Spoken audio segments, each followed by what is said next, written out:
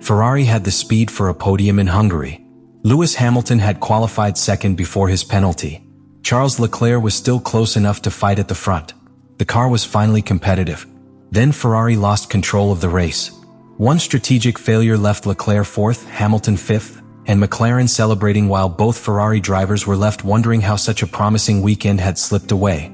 But the most painful part was not the final result.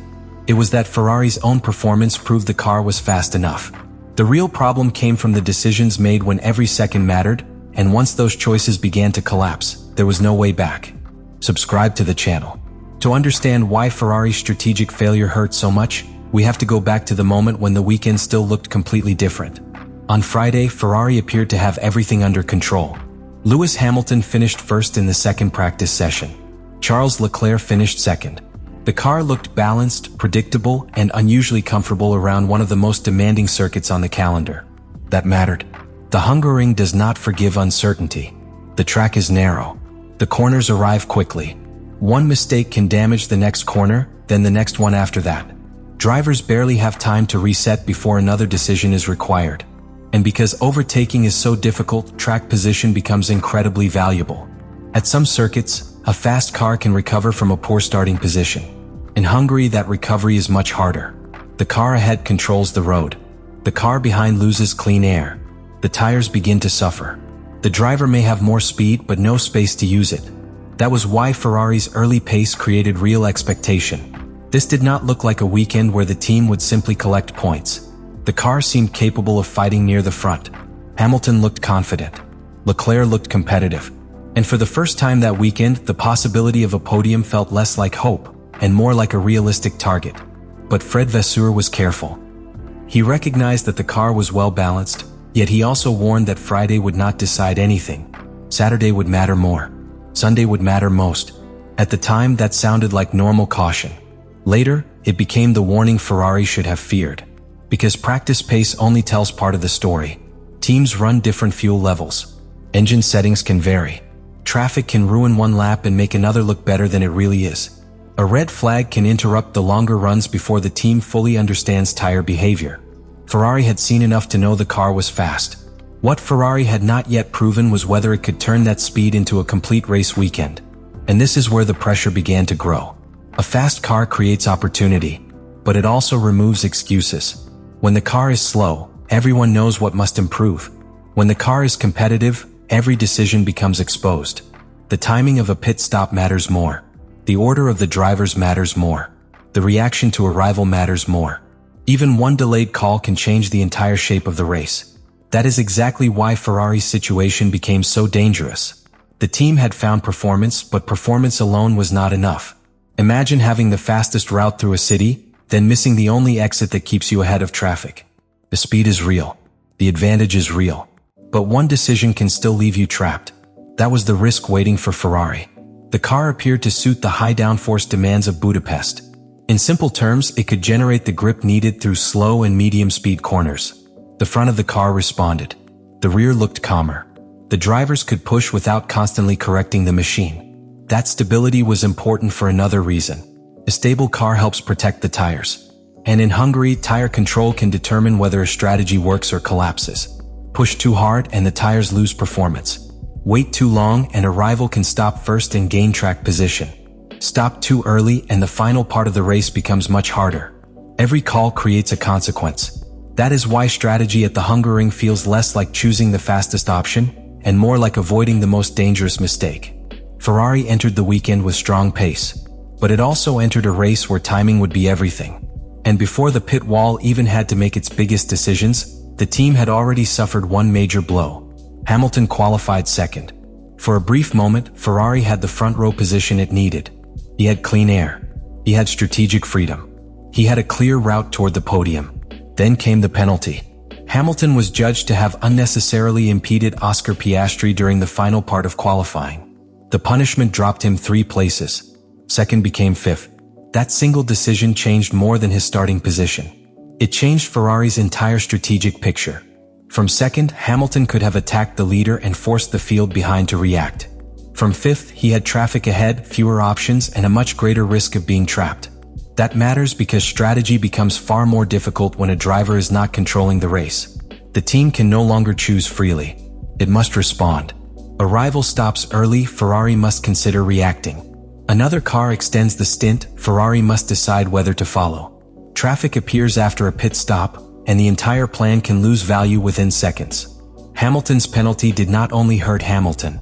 It increased the pressure on Ferrari's pit wall. And Leclerc's position created another challenge. He remained close enough to fight for the podium. That meant Ferrari now had two different races to manage. One driver needed to recover. The other needed to protect and attack. One strategy had to create movement. The other had to preserve opportunity. That sounds manageable. It was not. When two cars are fighting different battles, every pit call becomes more complicated. A decision that helps one driver can limit the other. A defensive stop can reduce attacking options. A delayed call can protect track position for one car, while exposing the second car to a rival. Ferrari had two competitive drivers. But it did not have one simple problem. It had several connected problems all developing at the same time. And this is where the strongest teams separate themselves. Not when the car is clearly faster. Not when the strategy is obvious. The pit wall had to manage both situations while McLaren protected the stronger strategic position. And this is where the result began to feel inevitable. Not because Ferrari was slow. Because Ferrari was always one decision behind the shape of the race. That is a painful difference. A slow car gives the team no choice. A fast car creates choices and then exposes every mistake made with them. Ferrari had enough performance to make fourth and fifth feel disappointing. That alone says everything about the opportunity. If the car had been weak, those positions might have looked respectable. But Hamilton had qualified second before the penalty. Leclerc had remained close to the podium. Ferrari had topped the second practice session with both cars. The potential was visible. The final result was not the limit of the machine. It was the result of everything that happened around it. And this is why the conversation after the race could not focus only on speed. The engineers had delivered a package that worked around Budapest. The drivers had shown confidence. The high downforce setup had produced grip through the slow and medium speed corners. Ferrari had solved enough of the technical problem to enter the fight. But entering the fight is not the same as controlling it. That requires something different. Calm decisions. Perfect timing. Clear communication. The courage to act before the opportunity disappears. Ferrari had the ingredients. McLaren completed the recipe. And every lap made that difference more visible. Hamilton's lower starting position created traffic. Traffic reduced his ability to use the car's pace. That increased the importance of strategy. The strategic pressure gave McLaren more control. McLaren's control made Ferrari's options more desperate. Nothing happened in isolation. The penalty and the pit wall were connected. Leclerc's podium fight and Hamilton's recovery were connected. The tire choices and the traffic were connected. And all of those threads led toward the same conclusion. Ferrari had reached the competitive window, but it could not protect the opportunity once the race became complicated. That was the real failure. Not one dramatic mistake. Not one broken component. Not one moment that explained everything.